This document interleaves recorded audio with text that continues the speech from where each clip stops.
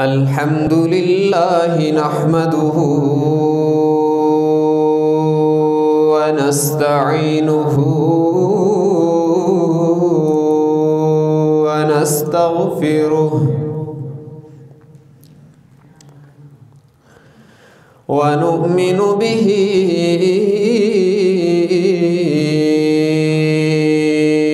ونتوكل عليه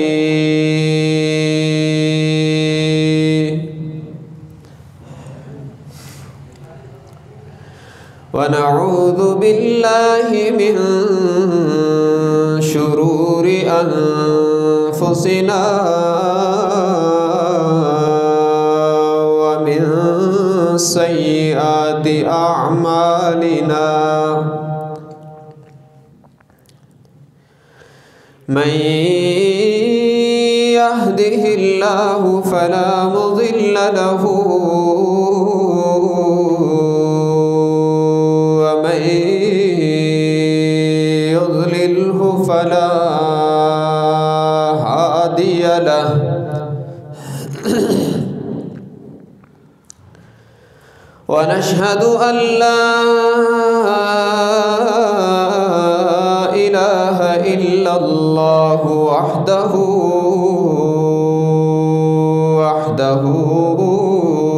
لا شريك له ونشهد أن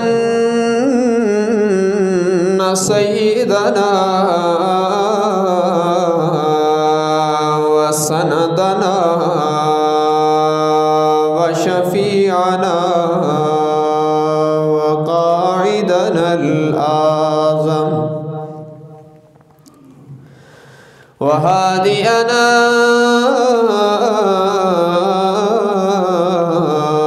ومرشدنا ومأوانا وملجانا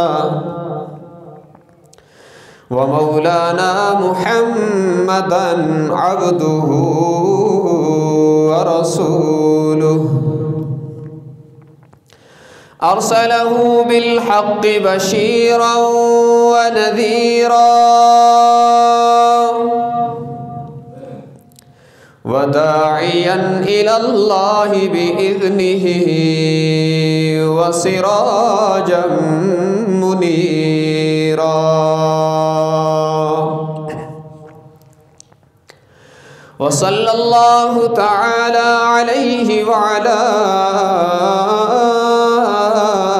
آله وأصحابه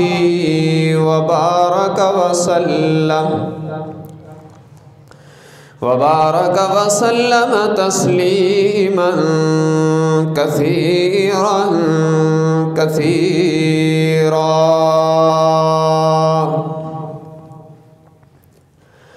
أما بعد فأعوذ بالله من الشيطان الرجيم بسم الله الرحمن الرحيم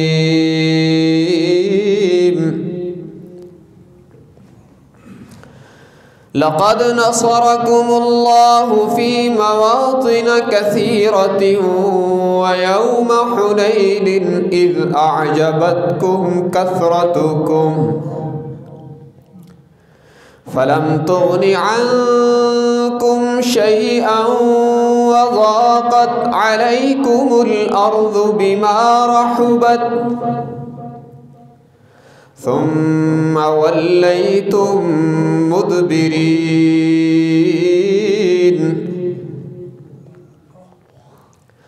ثم أنزل الله سكينته على رسوله وعلى المؤمنين وأنزل جنودا لم تروها وعذب الذين كفروا وذلك جزاء الكافرين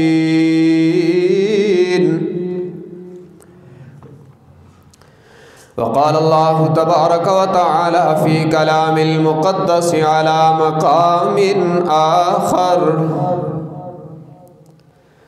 وإذا غشيهم موج كالظلل دعوا الله مخلصين له الدين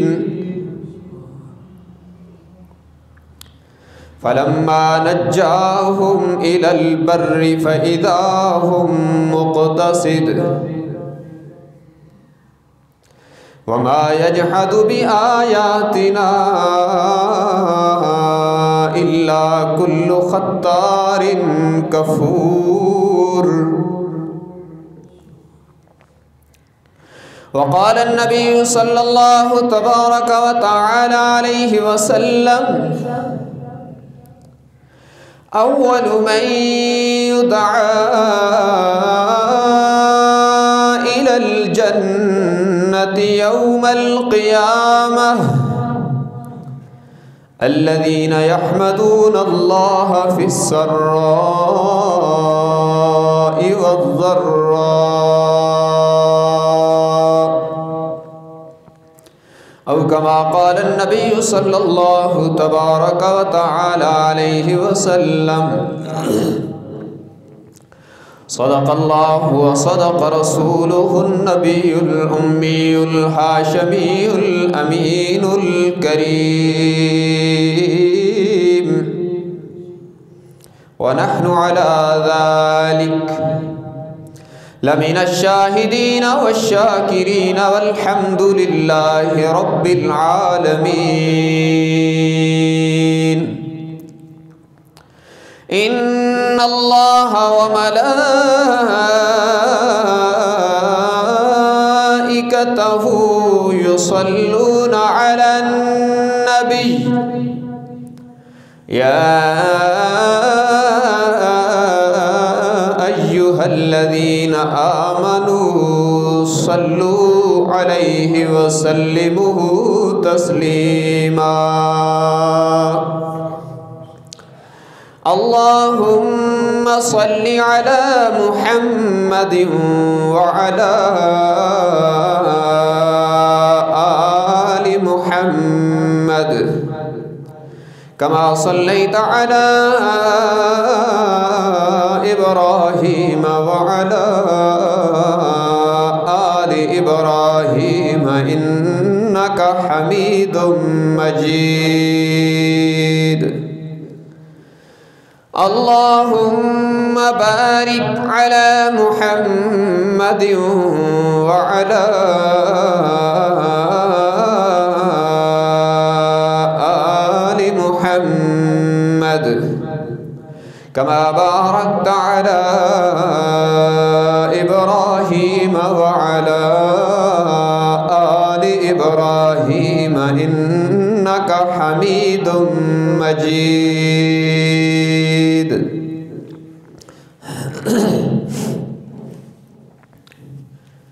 حاضرین گرامی قدر،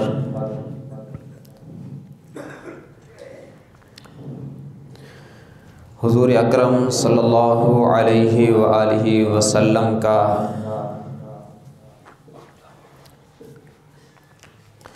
مبارک مقدس مشن بیان کرتے ہوئے آج یہ 8واں جمعۃ المبارک ہے۔ اس سے پہلے 7 خطبات میں اعلان نبوت سے لے کر فتح مکہ تک مشن مصطفیٰ صلی اللہ علیہ وسلم کے مختلف مراحل آپ کے سامنے اختصار کے ساتھ عرض کر دیے گئے ہیں۔ مکہ مکرمہ میں حضور اکرم صلی اللہ علیہ وسلم اپنے 10,000 جانثاروں کے ساتھ جب داخل ہو گئے اور اسلام کی شان و شوکت کفار مکہ پر پوری طرح واضح ہو گئی اور کفر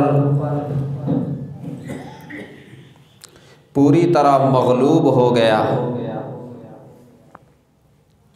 حضور اکرم صلی اللہ علیہ وسلم نے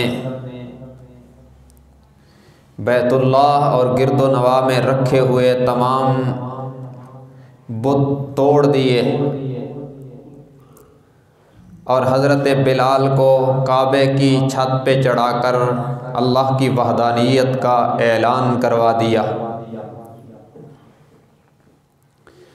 اور تقریباً 16-17 دن حضور اکرم صلی اللہ علیہ وسلم نے مکہ مکرمہ میں اپنے ساتھیوں کے ساتھ قیام فرمایا۔ پھر حضرت عتاب رضی اللہ تعالی عنہ کو مکہ مکرمہ کا والی بنا کر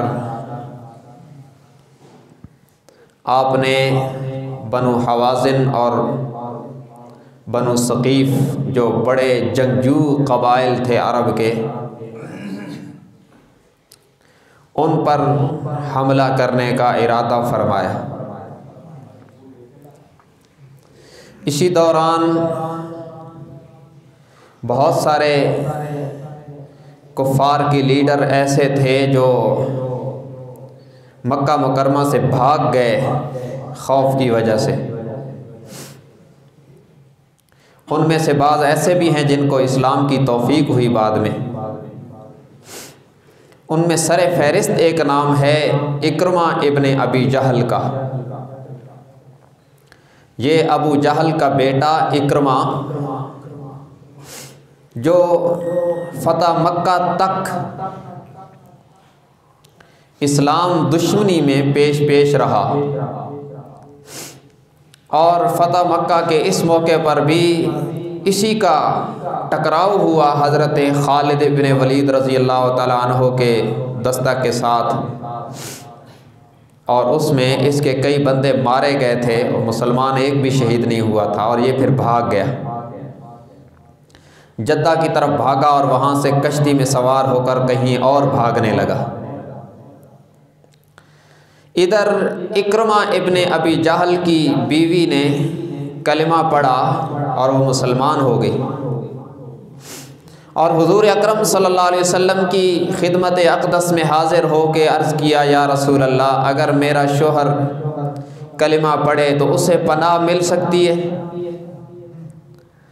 آپ نے فرمایا، جب تو نے کلمہ پڑھا تو بھی تو اسی کی بیوی ہے اور ابو جہل کی بہو ہے، کلمہ پڑھنے کے بعد تجھے پناہ مل گئی ہے تو اسے کیوں نہیں مل سکتی؟ اسے بھی پناہ مل جائے گی۔ یہ چلی اپنے شوہر کے پیچھے کہ میں جا کے اس کو بتلاؤں اور اس کو پناہ دلواؤں۔ ادھر اللہ کی شان کہ یہ اکرمہ ابن ابی جہل دیگر کفار کے ساتھ کشتی میں سوار ہوا، اور سمندر میں کچھ دیر کے بعد کشتی بھنور میں آ گئی۔ انہوں نے اولاً تو اپنے جو لات منات عزا تھے ان کو آوازیں دی، مگر کس نے مدد کرنی تھی؟ وہ تو ان کے ہاتھوں سے بنائے ہوئے تھے۔ مدد کرنے والی ذات تو ہر حال میں ایک اکیلے اللہ کی ہے، جو ما فوق الاسباب سنتا بھی ہے اور مدد بھی کرتا ہے۔ انہوں نے اولاً تو اپنے ان بتوں کو، جن کو ان اپنے گمان میں وہ معبود سمجھتے تھے، انہیں پکارا، لیکن کشتی شدید سے شدید تر بھنور میں آتی گئی۔ بالآخر سب نے کہا، یا اللہ تو ہی بچا۔ اب جب اللہ کو پکارنا شروع کیا تو رب العالمین کی مدد شامل حال ہو گئی۔ آپ دیکھیں نا، ساری زندگی بتوں کو پکارنے والے مشکل میں پھنس کے اللہ کو پکارتے ہیں تو رب ان پر بھی لبیک کہتا ہے۔ ایسی مہربان ذات ہے۔ اللہ کی مدد آ گئی اور کشتی بھنور سے نکل کے کنارے لگ گئی،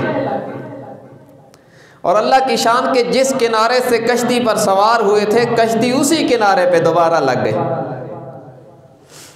مگر اکرمہ ابن ابی جہل کے دل پر چوٹ لگی اور یہ کشتی کو گھیرنے والا بھنور اس کے لیے ہدایت کا پیغام بن گیا۔ اس نے دل میں سوچا کہ جب مشکل میں پڑتے ہیں تو پھر اللہ کے بغیر کام کوئی نہیں آتا، تو معلوم ہوتا ہے کہ حقیقی معبود یہی ہے جس کی محمد صلی اللہ علیہ وسلم دعوت دیتے ہیں۔ یہ کشتی سے اترے، ادھر سے ان کی بیوی پہنچی اور اس نے کہا کہ میں نے حضور سے آپ کے لیے امان لی ہے۔ اس نے کہا حضور سے آپ نے امان لی ہے تو بہت اچھی بات ہے، لیکن یہ بھی سنو کہ میرے دل میں اسلام اتر چکا ہے۔ یہ حضور کی خدمت میں آئے اور کلمہ پڑھ کے مسلمان ہوئے اور شرف صحابیت پا گئے۔ اب رضی اللہ تعالی عنہ قابل احترام ہیں اور بعد میں ان کی بڑی خدمات ہیں، لیکن اس واقعہ کو بتا کر میں اصل میں ایک خاص بات جو آپ کے سامنے عرض کرنی ہے، وہ عمومی فطرت جو اللہ نے ان کافروں کی بتلائی تھی نا، آج بدقسمتی کی وجہ سے ہم بھی بعض دفعہ اس کا مظاہرہ کر دیتے ہیں۔ رب العالمین نے کفار کی فطرت بتلائی، اذا رقبوا فی الفلک دعوا اللہ مخلصین لہ الدین، اور کہیں فرمایا وَإِذَا غَشِيَهُمْ مَوْجٌ كَالظُّلَلِ دَعَوُا اللَّهَ مُخْلِصِينَ لَهُ الدِّينَ، فرمایا سمندروں میں جب ان کی کشتیاں بھنور میں آ جاتی ہیں، جب ان کی کشتیوں کو سمندر کی موجیں گھیر لیتی ہیں، پھر خالصتاً اللہ کو پکارتے ہیں کہ یا اللہ تو ہی بچا، تیرے بغیر بچانے والا کوئی نہیں۔ فَلَمَّا نَجَّاهُمْ إِلَى الْبَرِّ إِذَا هُمْ يُشْرِكُونَ، فرمایا جب انہیں اللہ نجات دے دیتا ہے اور جب خشکی میں آ جاتے ہیں تو پھر شرک کرنے لگتے ہیں، کہتے ہیں ہمارا پیر بڑا با کمال ہے، دیکھو نہ بچایا کہ نہیں۔ ہمارا بھی کسی درجے میں یہ حال ہے کہ بسا اوقات ہمیں سخت تکلیف ہو گئی، ہم نے اللہ سے مدد مانگی، ساتھ دوائی بھی لی۔ ظاہر ہے کہ علاج کروانا سنت ہے، لیکن یقین تو اللہ پر ہونا چاہیے کہ شافی اللہ ہے۔ اللہ سے مدد مانگی، یا اللہ شفا تیرے پاس ہے، تو ہی شفا دے، اور جب شفا ہو جاتی ہے پھر یقین اللہ سے ہٹ جاتا ہے، پھر کہتے ہیں ڈاکٹر بڑا قابل تھا۔ بھائی ڈاکٹر کی قابلیت بھی اسے اللہ کی عطا ہے، لیکن پھر بھی تو یوں کہو ہم نے سنت زندہ کرنے کے لیے علاج تو کروایا، لیکن اللہ نے کرم فرمایا کہ شفا یاب کر دیا۔ تو یہ روش جو ہے نا، یہ اصل میں کفار کی تھی۔ ہمارے اکابر نے کہا کہ جب تمہیں تکلیف آئے تو تم اپنے دل کو دیکھو کہ اس وقت میرا یقین کہاں جاتا ہے، میرے دل کی نظر کہاں جاتی ہے، جہاں دل کی نظر جاتی ہے سمجھو کہ یقین کی تاریں وہیں اٹکی ہوئی ہیں۔ اگر پریشانی آئے، مشکل آئے، بیماری آئے اور بندے کے دل میں خیال آئے کہ ہم دوائی لیں گے اس لیے کہ یہ سنت ہے لیکن شفا اللہ دے گا، تو پھر تو یقین ٹھیک ہے۔ اور اگر اس کا یقین ہی یہی ہو جائے کہ پیناڈال کھائے بغیر تو سر کا درد ٹھیک ہونا ممکن ہی نہیں، تو یہ خطرناک ہے۔ اللہ دکھاتا بھی ہے بسا اوقات بندے کا یقین صحیح جگہ رکھنے کے لیے کہ ایک بار بیماری ہوئی، ایک ٹیبلٹ کھائی ٹھیک ہو گئی، دوسری بار وہی بیماری ہوئی اور وہی ٹیبلٹ کھائی نہیں ہوئی۔ اللہ نے ٹھیک نہیں کیا تاکہ میرے بندے کا یقین مجھ پر صحیح رہے، ایسا نہ ہو کہ مجھے چھوڑ کے اسے ہی جو ہے نا وہ شافی سمجھنا شروع کر دے۔ یہ خطرناک فطرت ہے۔ بندے کا یقین ہر حال میں اللہ کی طرف ہونا چاہیے، یہ نہیں کہ مشکل آئے تو اللہ اور مشکل دور ہو جائے، مشکل حل ہو جائے تو پھر غیر اللہ۔ یہ وَإِذَا مَسَّ الْإِنسَانَ ضُرٌّ دَعَانَا لِجَنبِهِ أَوْ قَاعِدًا أَوْ قَائِمًا فَلَمَّا كَشَفْنَا عَنْهُ ضُرَّهُ مَرَّ كَأَن لَّمْ يَدْعُنَا إِلَى ضُرٍّ مَّسَّهُ كَذَلِكَ زُيِّنَ لِلْمُسْرِفِينَ مَا كَانُوا يَعْمَلُونَ۔ فرمایا جب انسان کو کوئی تکلیف پہنچتی ہے، ناشکرا اور ناقدرہ جو انسان ہوتا ہے، فرمایا مسل انسان ضر دعانا، ہمیں پکارتا ہے لجنبہ او قاعدا او قائما، لیٹا ہوا ہے تب بھی کہتا ہے اللہ مدد کر، بیٹھا ہوا ہے تب بھی کہتا ہے اللہ مدد فرما، کھڑے ہو کر بھی کہتا ہے یا اللہ تو ہی بچا۔ فرمایا جب تکلیف دور ہو جاتی ہے، فلما کشفنا عنہ ضرہ، فرمایا جب ہم اسے تکلیف سے نجات دے دیتے ہیں، مر کأن لم یدعنا الی ضر مسہ، پھر ایسے ہو جاتا ہے جیسے اس کا اور ہمارا کبھی تعلق بنا ہی نہیں تھا۔ پھر کہتا ہے بادشاہ اسی بڑے سمجھدار، دیکھا ہم نے دوائی ایسی لی کہ بیماری رہی نہیں، اللہ کو چھوڑ دیتا ہے پھر۔ تو یہ روش بڑی خطرناک ہے۔ مسلمان کی شان یہ ہے کہ ہر حال میں کہو یا اللہ مدد، دل سے بھی کہو زبان سے بھی کہو کہ ہر حال میں شافی اللہ، ہر حال میں مدد کرنے والا اللہ۔ اللہ نہ چاہے، اللہ کے غیر سے، اللہ کے بغیر کچھ نہیں ہوتا، اور اللہ ہی سے سب کچھ ہوتا ہے۔ ذرائع کرامت بنتے ہیں جب میرا رب چاہتا ہے، جب رب نہیں چاہتا تو کوئی ذریعہ کارآمد نہیں ہوتا۔ یہ یقین ہمارا ٹھیک ہونا چاہیے۔ بہرحال فتح مکہ کے بعد حضور اکرم صلی اللہ علیہ وسلم نے ثقیف اور حوازن کی طرف تعرض کیا، اور اب آپ کے ساتھ 12,000 کا لشکر۔ فتح مکہ پہ جب جا رہے تھے تو 10,000 کا لشکر، اور اب بڑھ کے 12,000 کا لشکر۔ ادھر سے بنو ثقیف اور حوازن کو بھی اطلاع ہو گئی کہ حضور تمہاری طرف آ رہے ہیں، تو انہوں نے بھی اپنی جنگی پلاننگ کی ہے۔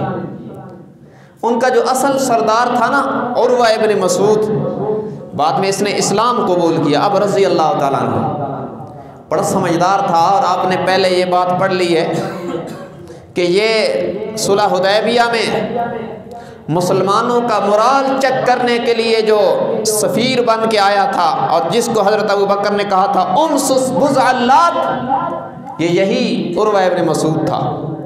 اسی نے اس وقت کلمہ نہیں پڑھا ہوا تھا، لیکن اسی نے اس وقت کہا تھا کفار کو کہ میں نے بڑے بڑے سرداروں کو دیکھا ہے، کیسر و کسریٰ کو دیکھا ہے، لیکن کسی کی رعایا کو میں نے اپنے سردار پر یوں قربان ہونے والا نہیں دیکھا جیسے محمد پر ان کے صحابہ کو دیکھا ہے، رضی اللہ عنہ وصلی اللہ علیہ وسلم۔ یہ عروہ ابن مسعود یہ سردار تھا، یہ شام گیا ہوا تھا، اس وقت موجود نہیں تھا۔ تو ان قبائل نے اپنا سردار مقرر کیا مالک ابن عوف کو۔ یہ 24 سال کا نوجوان تھا اور بڑا دلیر آدمی تھا، بعد میں اس کو شرف صحابیت ملا ہے، اب رضی اللہ عنہ ہے۔ اس کو سردار مقرر کیا، اور یہ پلاننگ ہوئی کہ ہم اپنے علاقے میں بیٹھ کر جنگ نہیں لڑیں گے، بلکہ کسی اور جگہ پر جا کر مضبوط پناہ گاہ میں جا کر جنگ لڑیں گے۔ تو یہ وہاں سے چلے، مرد، عورتیں، بچے، بوڑھے، اونٹ، بکریاں، سب کچھ لے کے، تاکہ لشکر بہت بڑا دکھائی دے۔ ان کا 20,000 کا لشکر تھا اور دیکھنے میں ایسے لگتا تھا جیسے 80,000 کا لشکر۔ یہ وہاں سے چلے اور وادی حنین میں آ کر انہوں نے پڑاؤ ڈال دیا۔ اس کے چاروں طرف پہاڑ ہیں، جنگی طور پر بڑی مضبوط پوزیشن لی انہوں نے کہ جب حضور آئیں گے تو ظاہر ہے پہاڑیوں کے اوپر چڑھ کے حملہ کریں گے، پہاڑی کے اوپر چڑھیں گے تو ہم تیروں کی بچھاڑ کر دیں گے۔ ادھر حضور علیہ السلام مکہ مکرمہ سے چلے اور آپ کو بھی پتہ چل گیا کہ انہوں نے حنین میں آ کے پناہ لے لی۔ آپ صلی اللہ علیہ وسلم بھی حنین کے پاس جا کے آپ نے لشکر روکا۔ اب بعض صحابہ کرام کے دلوں میں انسانی اور بشری تقاضے کے مطابق ایک خیال آیا۔ دیکھیں نا، انسان ہے نا، انسان کی ایک فطرت بھی ہے۔ انہیں یہ خیال آیا کہ ہم 10,000 تھے اور ہمارے مقابلے میں مکہ کے قریش اتنا بڑا مضبوط قبیلہ نہیں ٹھہر سکا، تو اب تو ہم 12,000 ہیں، تو ایسی کی تیسی ثقیف اور حوازن کی یہ کیسے ہمارے سامنے ٹھہر سکتے ہیں؟ یہ خیال طبی تقاضوں کے مطابق، بشری تقاضوں کے مطابق صحابہ کے ذہن میں آیا، لیکن اللہ کو پسند نہیں آیا، رب العالمین کو پسند نہیں آیا کہ تم یہ سوچو کہ ہماری کثرت انہیں مغلوب کر دے گی یا ہمارے زیادہ ہونے کی وجہ سے مکہ فتح ہو گیا۔ نہیں، تمہاری کثرت سے نہیں، ہماری مدد سے ہوا۔ تو اللہ کو یہ بات پسند نہیں آئی کہ ہم تو اب 12,000 ہیں، تو اب ان کی کیا مجال ہے۔ تو اللہ نے تربیت کے لیے اور قیامت تک آنے والے مسلمانوں کے لیے آئیڈیل بنانے کے لیے ایک ہلکا سا جھٹکا دیا۔ یہ جب ادھر حضور نے پڑاؤ ڈالا اور آپ صلی اللہ علیہ وسلم نے 200 گھوڑ سواروں کا لشکر اتارا اس وادی میں حضرت خالد ابن ولید کی قیادت میں۔ اور حضرت خالد کون ہے؟ جن کو حضور نے خود فرمایا سیف من سیوف اللہ، یہ اللہ کی تلواروں میں سے ایک تلوار ہے۔ ان کی قیادت میں 200 کا لشکر جب حملہ کرنے کے لیے پہاڑی سے اترنے لگا نا، تو بنو ثقیف اور حوازن جو بڑے جنگجو تھے، تیر انداز، انہوں نے تو تیروں کی بارش کر دی اور تقریباً 200 بندے جو تھے ان میں سے تقریباً سب شہید ہو گئے۔ اور حضرت خالد ابن ولید رضی اللہ تعالیٰ عنہ کے وجود کو چھلنی کر دیا انہوں نے تیر مار مار کے۔ ان کے وجود پر بے شمار تیر لگے اور زخموں سے نڈھال ہو کر وہ ایک غار میں گر گئے اور مسلمانوں میں بھگدڑ مچ گئی۔ عجیب کیفیت ہے۔ چند لمحے پہلے جو سوچ رہے تھے کہ ہم تو 12,000 ہیں، اللہ نے ہلکا سا جھٹکا دیا کہ فتح تمہاری طاقت اور کثرت سے نہیں ہوتی، فتح تو ہماری مدد سے ہوتی ہے۔ اب عجیب بے چینی کی کیفیت ہے اور مسلمان بڑے اضطراب میں ہیں، اور اللہ نے اس کیفیت کو خود قرآن میں بیان فرمایا۔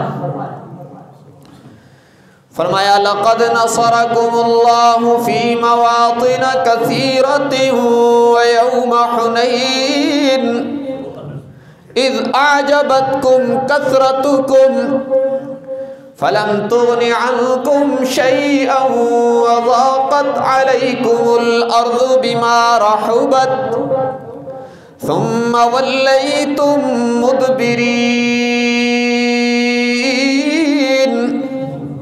فرمایا البتہ تحقیق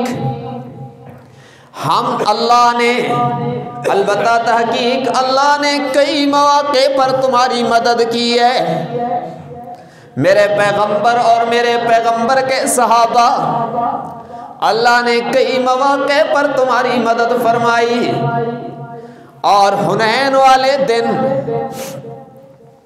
جب تمہاری کثرت نے تمہیں ناز میں مبتلا کر دیا، جب تم نے کہا ہم 12,000 ہیں، جب بشری تقاضوں کے مطابق تمہاری نظر افراد کی کثرت پہ چلی گئی، تو پھر دیکھا نہیں وَضَاقَتْ عَلَيْكُمُ الْأَرْضُ بِمَا رَحُبَتْ، پھر زمین، ہماری زمین اپنی وسعتوں کے باوجود تم پر تنگ ہو گئی تھی. ثُمَّ وَلَّيْتُمْ مُدْبِرِينَ،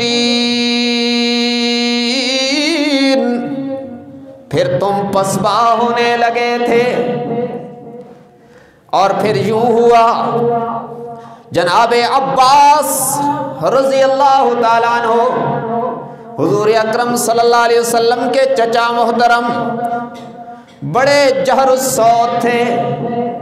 انہوں نے زور سے آواز دی، یا اصحاب الشجرہ، یا اصحاب بدر، یا اصحاب رسول اللہ، الی عباد اللہ. اے نبی کے صحابہ، کہاں ادھر ادھر بھٹک رہے ہو، آؤ اللہ کے رسول کی طرف. اس بھگدڑ میں حضرت عباس کی صدا گونجی ہے. صحابہ کرام پھر جناب نبی مکرم صلی اللہ علیہ وسلم کے گرد جمع ہونے لگے. اب آپ صلی اللہ علیہ وسلم خود گھوڑے پر سوار ہو گئے. کائنات میں سب سے بہادر انسان، جن کے بعد نبوت کا دروازہ بھی بند ہے اور قیامت کی صبح تک ان جیسا بہادر بھی کوئی نہیں آئے گا. اللہ کے نبی گھوڑے پر سوار ہو کر خود حملے کے لیے چلے اور فرمایا، انا النبی لا کذب، انا ابن عبد المطلب. لوگوں سنو، میں نبی ہوں، میں دعوی نبوت میں سچا ہوں اور میں عبد المطلب کا پوتا ہوں، بہادر ہوں. ہم بزدل قوم نہیں ہیں کہ بھاگ جائیں گے. حضور کے ساتھ صحابہ کرام بھی ہیں. اب اللہ کی مدد آ گئی. جب اللہ کے نبی خود نکلے ہیں، رب العالمین نے فرمایا، ثم انزل اللہ سکینتہ علی رسولہ وعلی المؤمنین. جب صحابہ کرام کو بھی مسئلہ سمجھ آ گیا کہ بات ہماری کثرت سے نہیں بنے گی، اللہ کی مدد سے بنے گی، جب صحابہ کرام کے دلوں سے بھی وہ بات نکل گئی اور اللہ کے نبی خود قیادت کرنے کے لیے کھڑے ہو گئے، تو رب العالمین نے ان کی غلطی سے جو ارادے کی حد تک تھی اسے درگزر فرما کر اپنی مدد اتار دی. ثم انزل اللہ سکینتہ علی رسولہ وعلی المؤمنین. فرمایا پھر اللہ نے سکون اتار دیا اپنے رسول پر بھی اور رسول کا ساتھ دینے والے مومنین پر بھی. وہ سکون کیسے آیا کہ بے اطمینانی کی کیفیت اطمینان میں تبدیل ہو گئی، اضطراب سکون میں بدل گیا، وہ جو ہلچل مچی تھی وہ ڈسپلن میں بدل گئی. اب یہ صف آرا ہو کر اللہ کے نبی کے ساتھ جو پہاڑی سے اترے ہیں، صحابہ کہتے ہیں ہمیں یوں لگا کہ چھوٹی چھوٹی چمٹیاں بادل کی طرح آ کے ہمارے اوپر سایہ کر رہی ہیں. یوں لگتا تھا جیسے ہمارے لشکر کو انہوں نے گھیر لیا. آپ صلی اللہ علیہ وسلم اترے ہیں اور فرمایا، این خالد، بتاؤ خالد ابن ولید کہاں ہے؟ بتلایا گیا حضور وہ تو زخموں سے چور ہیں، ایک غار میں زخموں سے نڈھال ہو کے پڑے ہیں. حضور تشریف لے گئے اور اپنا نبوت والا مبارک ہاتھ حضرت خالد ابن ولید کے جسم پہ پھیرنا شروع کیا. اللہ نے اپنی قدرت کا اظہار کیا، اپنے نبی کا معجزہ دکھایا. جہاں جہاں پہ نبی کا ہاتھ لگتا چلا گیا، خالد کے زخم بھی ٹھیک ہوتے چلے گئے. چند منٹ میں حضرت خالد بالکل توانا ہو کے کھڑے ہو گئے، جنگ کے لیے دوبارہ تیار ہو گئے۔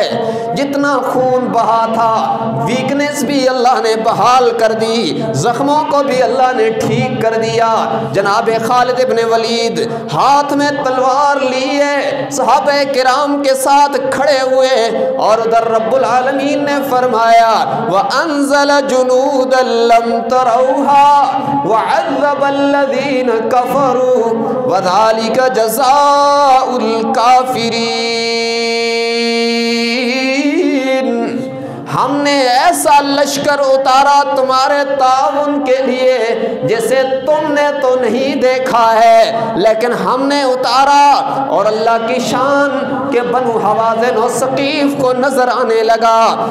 انہوں نے یوں سمجھا کہ یہ لاکھوں کا لشکر سفید گھوڑوں پر سفید لباس پہنے ہوئے ہمارے اوپر حملہ کرنے آ رہا ہے، یہ تو چند سو صحابہ ہیں جو اللہ کے نبی کی قیادت میں اب حملہ کر رہے ہیں۔ لیکن بنو حوازن و ثقیف کی نظر میں یوں آیا کہ جیسے لاکھوں کا لشکر ہے۔ اب اللہ کے نبی جو حنین میں اترے ہیں، حوازن و ثقیف نے بھاگنا شروع کر دیا۔ مسلمانوں نے تیر برسائے، ان کے کئی بندے واصل جہنم ہو گئے، اور باقی سب مال مویشی اور بیوی بچے چھوڑ کے بھاگ گئے۔ رب العالمین نے فرمایا وَعَذَّبَ الَّذِينَ كَفَرُوا وَذَلِكَ جَزَاءُ الْكَافِرِينَ۔ ہم نے تمہیں راحت عطا فرمائی اور کافروں کو عذاب میں مبتلا کر دیا، یہ ہمارے فضل سے ہوا، تمہاری کثرت سے نہیں ہوا ہے۔ فتح ہو گئی حنین کا مارکا، ادھر سے بھاگ گئے سارے کافر۔ اللہ کی شان ہے نا، جب انہیں خیال تھا کہ ہم زیادہ ہیں تو 200 بندے تقریباً ایک حملے میں شہید، اور جب اللہ کے نبی نکلے اور ان کی دل کی تاریں بھی اللہ سے جڑی تو لمحوں میں اللہ نے میدان کا نقشہ بدل دی، اور یہ بھاگ گئے اور جا کر طائف میں قلعہ بند ہو گئے، اور جتنا مال مویشی تھا، ہزاروں اونٹ، ہزاروں بکریاں اور 3000 عورتیں بچے بھی چھوڑ گئے۔ حضور اکرم صلی اللہ علیہ وسلم نے ان تمام چیزوں کو اپنے قبضے میں لیا، اور طائف میں جا کر ان پر حملہ کیا، لیکن وہ قلعوں میں بند ہو گئے، باہر نکل کے نہیں لڑتے تھے۔ الغرض حضور اکرم صلی اللہ علیہ وسلم نے اپنا لشکر وہاں سے پیچھے ہٹا لیا کہ اب یہ قلعوں میں بند ہیں، لڑتے تو ہیں نہیں باہر نکل کے۔ حضور صلی اللہ علیہ وسلم یہاں جعرانہ پہ تشریف لائے، اور ادھر آپ نے 10 دن قیام فرمایا، اس لیے کہ شاید یہ آ جائے مذاکرات کے لیے اور ان کا مال مویشی عورتیں سب واپس کر دیا جائے۔ نبی کی رحمت دیکھیں نا کہ جنگجو ہیں، سامنے جنگ کر رہے ہیں، بھاگ گئے، انہیں شکست ہو گئی، لیکن پھر بھی ان کا احساس ہے کہ شاید آ جائیں معذرت کرنے کے لیے۔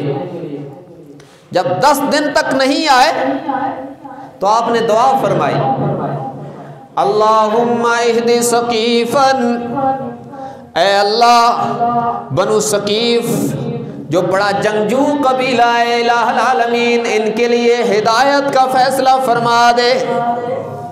اسباب کی دنیا میں ان سے جنگ بھی لڑی کہ اسلام کے اشاعت کے راستے میں جو رکاوٹ ہے اسے ہٹایا جہاں تک ممکن ہوا، اور جب وہ قلعوں میں بند ہو گئے اور باہر بھی نہیں نکلتے تھے، کلمہ بھی نہیں پڑھتے تھے، ان کے لیے ہدایت کی دعا بھی کی، اور 10 دنوں کے بعد وہ مال غنیمت تقسیم فرما دیا۔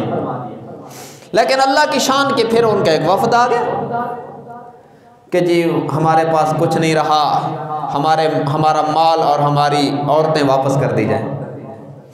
آپ نے فرمایا ایک چیز واپس ہوگی، یا مال لے لو یا بندے لے لو۔ انہوں نے کہا کہ ہمارے بندے واپس کر دیں، مال ہم پھر کما لیں گے۔ آپ نے تمام عورتیں جو حضور کے قبضے میں تھیں، ان کے عورتیں اور بچے سب واپس کر دی، اور آپ نے انہیں فرمایا کاش تم میں کوئی رجل رشید ہوتا، کوئی سمجھدار بندہ ہوتا، میں جو 10 دن یہاں بیٹھا رہا، ان 10 دنوں میں تم آ جاتے تو تمہارا مال بھی سارا میں واپس کر دیتا۔ یہ نبی کی رحمت ہے۔ کوئی یہ نہ کہے کہ اسلام میں یہ تھا کہ دوسروں کے مال پہ قبضہ کرتے تھے، حد الوسع، اللہ کے نبی نے کافروں کے مال کو بھی واپس کرنے کی کوشش کی ہے۔ اور پھر یہ جب اپنی خواتین بچے سب واپس لے گئے تو حضور اکرم صلی اللہ علیہ وسلم اسی دوران ایک عجیب بات ہوئی۔ جب یہ آئے نا، ایک وفد آیا اپنا مال واپس لینے کے لیے، جب ان کا مال واپس ہونے لگا تو وہ جو عورتیں تھیں وہ بھی واپس ہو رہی تھیں۔ ان میں ایک عورت نے کہا کہ مجھے اللہ کے رسول کے پاس جانے دو، میں تمہارے نبی کی بہن ہوں۔ اب جب صحابہ نے یہ بات سنی، صحابہ نے کہا ما رأینا اخت رسول اللہ، ہم نے تو اللہ کے رسول کی بہن کوئی نہیں دیکھی، نہ دیکھا نہ سنا، یہ کیا کہتی ہے؟ مگر اس عورت نے شور کیا کہ میں تمہارے نبی کی بہن ہوں، مجھے جانے دو ان کے پاس۔ آپ کو پتہ چلا، آپ نے فرمایا آنے دو، کون ہے جو میری بہن ہونے کی دعویٰ دار ہے؟ ایک 60-65 سال کی عورت ہے، اور وہ آئی اور حضور اکرم صلی اللہ علیہ وسلم کی خدمت میں آ کے اس نے کہا انا اختک، اے محمد صلی اللہ علیہ وسلم میں تمہاری بہن ہوں۔ آپ نے فرمایا میری بہن تو کوئی نہیں۔ اس نے کہا اما عرفتنی، کیا آپ نے مجھے پہچانا کہ نہیں؟ میں آپ کی بہن ہوں۔ آپ نے فرمایا میری تو کوئی بہن نہیں ہے۔ اس نے کہا، یوں کر کے بازو کیا اوپر، کہ ابھی مجھے وہ وقت یاد ہے جب میں نے آپ کو یوں کندھے پہ اٹھایا تھا اور آپ نے مجھے اس جگہ پر اپنے دانت مبارک لگائے تھے۔ تو اس پر حضور صلی اللہ علیہ وسلم کو اپنا بچپن یاد آیا اور فرمایا انت شیما، اور تو شیما تو نہیں ہے۔ اس نے کہا میں وہی شیما ہوں، حلیمہ سعدیہ کی بیٹی، جو بچپن میں آپ کو جھولا جھلاتی تھی اور دعائیں بھی دیتی تھی۔ میں وہی تو ہوں جو جھولا جھلاتی تھی اور کہتی تھی یا ربنا ابقِ لنا محمدا۔ یہ حضرت حلیمہ سعدیہ کی بیٹی، حضور کی رضائی بہن، دودھ شریک بہن، بچپن میں حضور کا جھولا بھی جھلاتی ہے اور دعا بھی کرتی ہے، اللہ ہمارے بھائی محمد صلی اللہ علیہ وسلم کو ہمارے لیے تا دیر باقی رکھنا، یا ربنا ابقِ لنا محمدا، اے اللہ محمد صلی اللہ علیہ وسلم کو ہمارے لیے باقی رکھنا، اسے ہمارے لیے مفید بنا دینا۔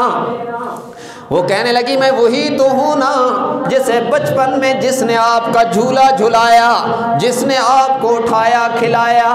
آپ صلی اللہ علیہ وسلم نے صحابہ کو فرمایا ہذہ اختی من الرضاعہ، میرے صحابہ یہ میری رضائی بہن ہے۔ آپ صلی اللہ علیہ وسلم خود کھڑے ہو گئے۔ اب دیکھیے نا، نسبی بہن نہیں، رضائی بہن ہے، اور ابھی کلمہ بھی نہیں پڑھا ہے، لیکن پہچان ہو جانے پر نبیوں کے امام احترام کے لیے کھڑے ہو گئے۔